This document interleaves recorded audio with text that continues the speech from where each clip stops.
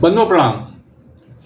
बंधुओं, जैसे जैसे पृथ्वी पर विकास के नाम पर अननेचुरल ह्यूमन एक्टिविटीज बढ़ रही हैं, वैसे वैसे हमारे जीवन की एक्सपेक्टेंसी यानी कि प्रत्याशा भी कम होती जा रही है।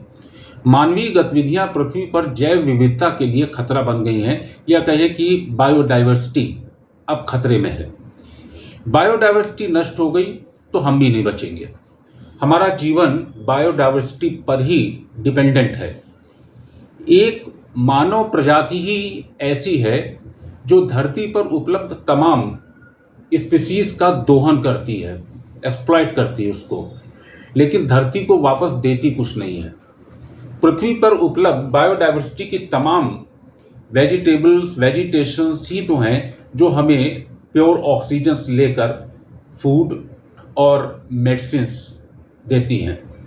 जीवन के लिए आवश्यक तमाम मिनरल्स और साल्ट्स हमें धरती से ही मिलते हैं, और हम उनका एक्सट्रीम एक्सप्लॉयटेशन कर धरती के इकोसिस्टम को खराब कर रहे हैं, या यूं कहें कि बिल्कुल ध्वस्त करने पे आमादा हैं। मनुष्य द्वारा पैदा किए जा रहे कार्बन उत्सर्जन से बढ़ता जलवायु परिवर्तन और उससे नष्ट हो रही बायोडाइवर्सिटी।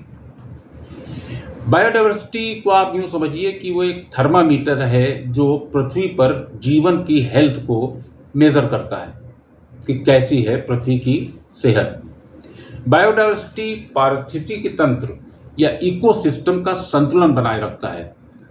पोषक तत्वों का रिसाइकलिंग और स्टोरेज, पॉल्यूशन से निपटना, जलवायु को स्थिर करना, जल संसाधन या हमारे जो वाटर रिसोर्सेज हैं उनको बचाना, तथा मिट्टी का निर्माण और उसका कंजर्वेशन करता है। बायोडाइवर्सिटी जीवन और समृद्धि सुनिश्चित करता है, चाहे वो मनुष्य हो, जानवर हो या पौधे हों। बायोडाइवर्सिटी मनुष्य के मनोरंजन का भी साधन है और इकोनॉमी सिस्टम या इकोनॉमिक सिस्टम एक डेवलप करने का भी प्रोसेस है। जब हम कभी पर्यटन पे जाते हैं या टूरिज्म पर जाते हैं, तो आप लोगों ने कभी ध्यान नहीं दिया होगा कि हम सिर्फ इस मकसद से जाते हैं कि जंगलों में जाके हम वहाँ की बायोडाइवर्सिटी, वहाँ पर कितने अलग अलग स्पीसीज के जानवर, पशु पक्षी, वेजिटेशंस हैं, उनको देखते हैं और हमारा मनोरंजन होता है, और इसी के साथ एक इकोनॉमिक ग्रोथ का सिस्टम भी डेवलप होता है उस क्षेत्र में। लेकिन मनुष्य इतना मूर्ख और स्वार्थी हो गया है कि करंट के लाभ के लिए तुरंत उसको लाभ मिलना चाहिए। प्रकृति द्वारा दी गई तमाम जीवनदायी इन सामग्रियों का वह उपयोग नहीं, बल्कि उसको एक्सप्लॉइट करने में लगा हुआ है, जो उसे उसके विनाश की ओर ढकेल रही है। मनुष्य की इस प्रवृत्ति के कारण कई वेजिटेशंस और जीव या तो एक्सटिंक्शन पर आ गए हैं, विलुप्त हो चुके हैं या विलुप्त होने के कगार पर हैं। 2019 में बायोडाइवर्सिटी पर यूनाइटेड नेशंस ने एक रिपोर्ट जारी की थी, जिसमें कहा गया था कि मानव इतिहास में किसी भी अन्य समय की तुलना में लोग आज प्रकृति को अधिक संकट में डाल रहे हैं, तथा पौधों और जानवरों की 10 लाख से अधिक स्पीसीज एक्सटिंक्ट होने की कगार पर हैं, विलुप्त होने की कगार पर हैं। रिपोर्ट में कहा गया है कि प्रजातियों का विनाश पहले की तुलना में दसियों या सैकड़ों गुना अधिक तेजी से हो रहा है। साल 1600 से अब तक स्पाइन वाली या रीढ़ वाली कम से कम 680 स्पीसीज विलुप्त हो चुकी हैं। रिपोर्ट में यह भी कहा गया है कि भोजन के लिए इस्तेमाल किए जाने वाले मैमल्स की करीब 560 पालतू नस्लें गायब हो गई हैं। दुनिया की 40% से ज़्यादा उभयचर प्रजातियां मीन्स एम्फीबियंस, 1/3 से ज़्यादा समुद्री मैमल्स और लगभग 1/3 शार्क और अन्य मछलियां विलुप्त होने की कगार पर पहुंच गई हैं। यह रिपोर्ट मुख्य रूप से अंतर्राष्ट्रीय प्रकृति संरक्षण संघ, जिसे शॉर्ट फॉर्म में IUCN भी कहते हैं, कि रिसर्च पर बेस्ड है। IUCN ने मार्च 2019 में गणना की थी कि जीव विज्ञानियों द्वारा गहराई से जांची गई लगभग 1 लाख प्रजातियों में से करीब 27,000 प्रजातियां जंगल में संकटग्रस्त, लुप्तप्राय या विलुप्त हो चुकी हैं, इसमें 1200 से ज़्यादा मैमल्स हैं, करीब 1500 पक्षी हैं और लगभग 2500 मछली की प्रजातियां हैं। लगभग आधी खतरे वाली प्रजातियां पौधे हैं। वैज्ञानिकों ने पृथ्वी पर अनुमानित 80 लाख प्रजातियों में से केवल एक छोटे से अंश का ही ये सर्वे या परीक्षण किया है। लिविंग प्लैनेट इंडेक्स 2024 की रिपोर्ट में बताया गया है कि मीठे पानी में पाई जाने वाली प्रवासी मछलियों की आबादी में 1970 के बाद से 81% की कमी आई है।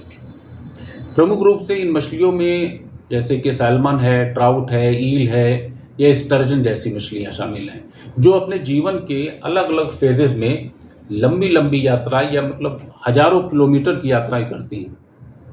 रिपोर्ट के अनुसार साफ पानी में पाई जाने वाली इन मछलियों की संख्या में साल में औसतन करीब 3.5% की दर से कमी हो रही है। हर साल 3.5% मछलियां कम हो जाती हैं। प्रवास के दौरान इनमें से कुछ मछलियां हजारों किलोमीटर की लंबी यात्रा करके वापस उसी स्थान पर लौट आती हैं जहां वे पैदा हुई थी।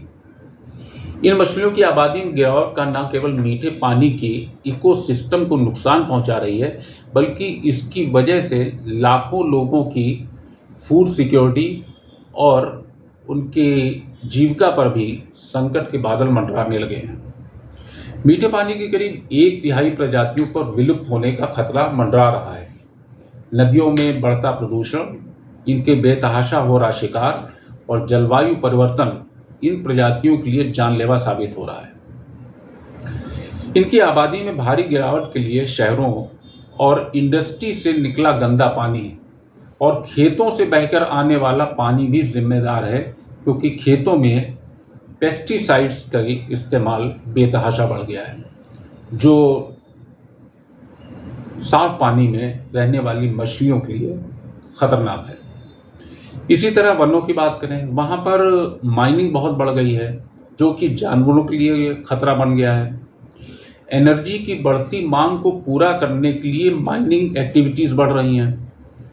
German centre for integrative biodiversity research के एक स्टडी में पता चला कि खनिजों की बढ़ती मांग से अफ्रीका में माइनिंग एक्टिविटी में बहुत ज़्यादा इजाफा हुआ है।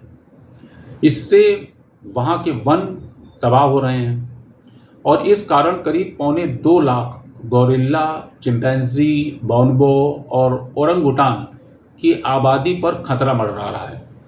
ऐसा इसलिए हो रहा है क्योंकि इनकी करीब 82% आबादी उन्हीं खनन स्थलों के आसपास निवास करती है। इनके आवास के आसपास बढ़ती मानवीय दखलंदाजी के कारण अवैध शिकार की घटनाएं भी सामने आई हैं। आपको याद होगा कि बचपन में शाम ढलते ही झींगुरों की ध्वनि सुनाई देती थी, जैसे कि अनगिनत झींगुर आपस में बातचीत कर रहे हों, लेकिन अब नहीं सुनाई देती। वातावरण में बढ़ता शोर, वायु प्रदूषण के कारण इनके रिप्रोडक्शंस पर भी, इनके प्रजनन पर भी असर पड़ा है। डेंचर यूनिवर्सिटी के रिसर्च स्कॉलर्स ने झींगुरों पर इंसानी शोर के बढ़ते प्रभावों का अध्ययन किया और पाया कि शोर के एक तय सीमा के बाद झींगुरों के एडल्ट होने तक उनके जीने की संभावना कम हो गई है। यही नहीं, रिहायशी क्षेत्रों से जंगलों की दूरी जैसे जैसे कम हो रही है, जानवरों से इंसानों में फैलने वाले संक्रमण, जिन्हें जूनोटिक रोग भी कहा जाता है, उसका दायरा बढ़ रहा है। 2023 में 29 बार अलग अलग बैक्टीरिया मानव आबादी तक पहुंचे हैं। राष्ट्रीय रोग नियंत्रण केंद्र की भारत में जूनोटिक बीमारियों की स्थिति पर जारी रिपोर्ट के मुताबिक 2009 से 2013 के बीच भारत में 191 बार जूनोटिक बीमारियों का अटैक हुआ, जिसकी वजह से करीब 30 लाख की आबादी वायरस की चपेट में आई, वायरस से प्रभावित हुई। 2014 से 2023 के बीच में इनकी संख्या 400 से ज़्यादा हो गई। 2014 के पहले भारत में जीका वायरस का कोई मामला सामने नहीं आया था, लेकिन उसके बाद जीका वायरस के 300 मामले सामने आए।